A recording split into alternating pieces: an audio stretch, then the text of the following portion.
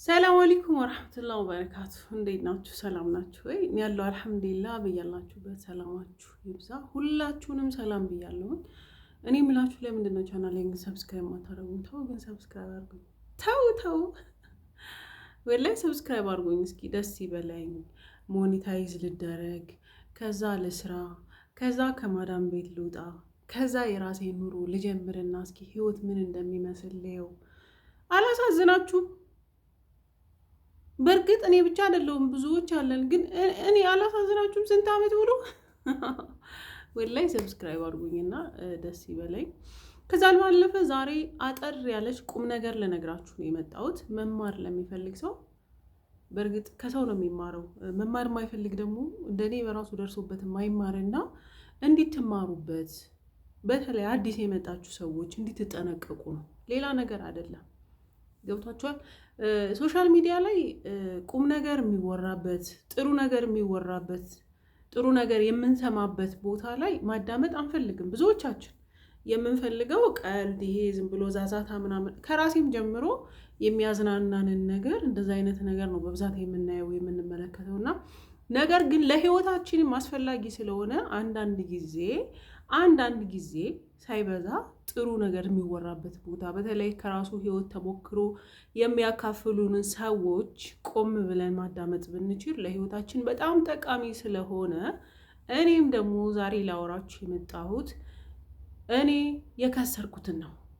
እውነቴን ነው የምላችሁ፣ ከስር ያለሁ ብዬ የምለውን እንድትማሩበት የምሬን ነው የምላችሁ። አልሐምዱሊላህ በእርግጥ እያማረርኩ አይደለም። ነገር ግን አሁን ላይ ሳስበው ምን ያህል እንደከሰርኩኝ፣ ምን ያህል ሳላቅ እንደተጎዳሁኝ እኔ አልቅሼም አይወጣልኝም። እውነት ምንድን ነው ጭልም ያለ ነው አይደል? ቤቴ ክፍሌ ውስጥ ያለው ላይት በጣም ድክም ያለ ነው እና በደንብ ቪዲዮ ቁልጭ ያለ አይደለም። ግን ያው ድምፄ ነው ዋናው ነገር።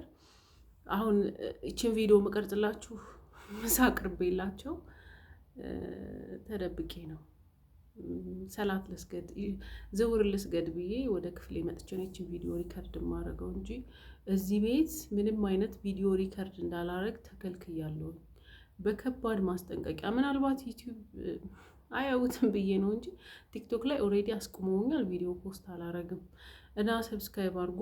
ወደ ጉዳይ ስገባ፣ ወደ መጣሁበት ጉዳይ ስገባ አረብ ሀገር ለምንድን ነው ረጅም ዓመት የምንቆየው?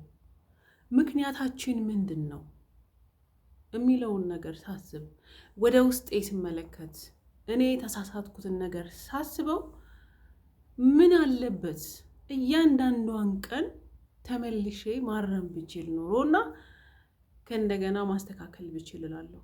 ግን በቃ አልፏል። የዛሬዋ ቀን እስከ መጨረሻዋ ቀን ተመልሳ አትመጣም። ዛሬን ውላ አልፋለች። ነገ ራሱ ነገ ነው የሚመጣው እንጂ የዛሬው ቀን ዛሬ አልፏል። ቀንን ቀን እየተካ፣ ወራትን ወራት እየተካ፣ አመትን አመት እየተካ እድሜያችንም በዛው ልክ ነው ጥሎን ሸተት የሚለው ማለት ነው። የት ነበርኩ? አረብ ሀገር ስመጣ የት ነበርኩ? ለስንት አመት ኮንትራት ተዋውዬ ነው የመጣሁት? ስንት አመት ቆየሁ? አሁን ለምን ቆየሁ ይህን ያህል አመት ሙሉ ብዬ ራሴን ስጠይቀው እንዲህ ነው የሚዞርብኝ። ወላሂ ምሬ ነው፣ እንዲህ ነው የሚሽከረከርብኝና ያ አላህ ህይወት ግን ምን አይነት ናት? ወላሂ አልሐምዱሊላህ ግርም ይለኛል በጣም። ኮንትራት ስንመጣ ለ2 አመት ተፈራርመን ነው የምንመጣው። 2 አመት እንዳሰብነው ሳይሆን ሲቀር በእርግጥ ስንጠፋ ነገሮች ሁሉ ዝብርቅርቅርቅ ይሉባችኋልና ባላሰባችሁት መንገድ፣ ጭራሽ ፕላናችሁ ውስጥ በሌለ መንገድ ህይወት ራሷ ተመራችኋለና እኔ በዛ መንገድ ነው ያሳለፍኩት። 12 13 እያለ ደርሻለሁ። 13 አመት አረብ ሀገር። የገጠር ልጆች በጣም ህፃናት ሆነን ነው የምንመጣው። 15 16 17 ከዛ በላይ እኔ እንጃ እድሜው ከዛ በላይ የሆነ ሰው የሚመጣ አይመስለኝም። የገጠር ልጅ ስንሆን ማለት ነው።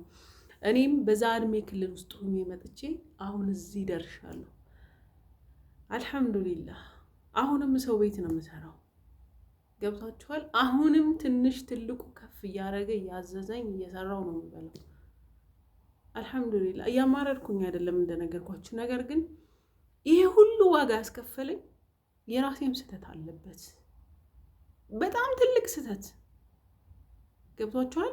ገንዘብ ሴቭ ማድረግ ባለብኝ ሰዓት ሴቭ ሳላደርግ መቅረቴ፣ ለሚጠቅመኝም ለማይጠቅመኝም ሰው ዝም ብዬ ስንት ለፍቼ ያመጣሁትን ገንዘቤን ስበትን መኖሬ፣ ስደት ላይ ለማይጠቅም ትዳር፣ በተለይ ስደት ላይ እኔ አላቅም 5-10% አይሆኑም በስደት አግብተው ስኬታማ ሆነው የሚኖሩ ሰዎች እና በእንደዛ አይነት ህይወት ውስጥ ማሳለፌ ነው አሁን ላለሁበት ህይወቴ መሰረት የሆነኝ። እየከፈልኩ ያለሁት ዋጋ ያኔ የተሳሳትኩት ስህተት ነው።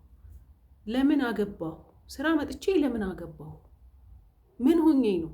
አሁን ላይ የምጠይቀው ጥያቄ ራሴ ምን ሆኜ ነው እየሰራው ለራሴ የወር ደሞዜ እስከሚደርስ ድረስ ለካርድ እስከሚቸግረኝ ድረስ ብር እያነስ ደሞዜን እንዳለ ለሰው ስሰጥ የነበረው ምን ሆኜ ነው? ምን ሆኜ ነው ያ ሁሉ ድግስ ደግሼ ሰርግ ያገባሁት? የመጣሁት ላገባ ልሞሸር ነው። ከሀገሬ ሲጀመር የመጣሁት ለዛ ነው አይደለም፣ ልሰራ ነው። ትንሽም ቢሆን ህይወቴን የኔንም የቤተሰቦቼንም ለመቀየር ነው። ለምንድን ነው እንደዛ ያደረኩት? ሆዴን ይበላኛል፣ ራሴን እንዲህ ይዞርብኛል። ግን አልፏል፣ ኦልሬዲ አልፏል። እንደዛ እያልኩኝ ለ7-8 ዓመታት ያክል የሰራሁት ገንዘብ አንድ አይነት ብር እጄ ላይ አልነበረኝ። አንድ አይነት ብር፣ እውነቴን ነው የምላችሁ። ከዛም በኋላ እየቆየው በመጣው ቁጥር ስራውም እየደከመኝ ጉልበቴም እየደከመ ምን መጣ? በሽታ። ኩላሊቴ ታመመ፣ ሁለቱም ታመምኩኝ። ሰራለው ሆስፒታል ሄዳለው፣ ሰራለው ሆስፒታል ሄዳለው። የሰራውትን ለሆስፒታል አንዳንድ ጊዜ እንደውም የወር ደሞዜ የማይበቃብኝ ጊዜ አለ። ሆስፒታል በጣም ህገወጥ ስትሆኑ እዚህ ሀገር በተለይ በጣም ነው ሆስፒታል ላይ ብር የሚበሏችሁ። ወይ ደህና አድርገው አያክሟችሁ፣ ብራችሁን ግን ሙጭልፍ ነው የሚያደርጓችሁ። 2000 ሪያል በአንድ የጸጥ አድርጋችሁ እስከ መድኃኒቱ ምናምን ትመለሳላችሁ። እንደዛ እያረኩኝ ለ2 ዓመት ምናምን ያክል አሳለሁ። አሁን ላይ አልሐምዱሊላህ ደህና ነኝ። ያው ረጅም ሰዓት ስቆም ቢያመኝም ተሽሎኛል ከበፊቱ አልሐምዱሊላህ። ነገር ግን ደክሞኛል፣ እውነት ደክሞኛል፣ ሰልችቶኛል። ስራው እንዲህ አንገሽግሾኛል፣ የሰዎቹ ጋር መግባባት አቅቶኛል። በዛ ላይ እንደፈለጋችሁ ስራ የምቀያየሩበት ጊዜ አይደለም። በዛ ላይ ድሮ 2000 ብር የምንሰራ ከሆነ አሁን ላይ ደሞዝ ተቀንሶ 1000 ብር ነው እየሰራን ያለ ነው። በጣም ደሞዝ ቀንሰዋል፣ ሁሉም ነገር ተቀይሯል። ከረፈደ ቢገባኝም እኔ ለእናንተ ግን ይህንን ስህተት እንዳታረጉ፣ ገንዘባችሁን 1 ብር እንዳትንቁ፣ 50 ሳንቲም እንዳትንቁ። እኔ በሰዓቱ የሆነ ሱፐር ማርኬት ሄጄ የምፈልገውን ነገር ገዛዝቼ መልስ 50 ሳንቲም 1 ብር ካለ አይተው በቃ ብዬ የሚሄድ ሰው ነበርኩ። ትቼ ማለት ነው። ምንም ግድ የለኝም ለገንዘብ። የሆነ ነገር ያለው ገፍ ይመጣል፣ የሆነ ነገር ያለው እንትን እላለሁ። እንደዛ እንዳታረጉ። አረቦቹ ጋር እየሰራው እነሱ ቤት ያለው ምግብ አንዳንድ ጊዜ የሚሰራው ካልተመቸኝ ምን አደርጋለሁ? ኦርደር አድርጌ በብዙ ብር ምናምን ማልበላው ምግብ ሁላ እንትን አስመጣ ነበር ማለት ነው። ይሄ ሁሉ ብክነት አለማወቅ ነው።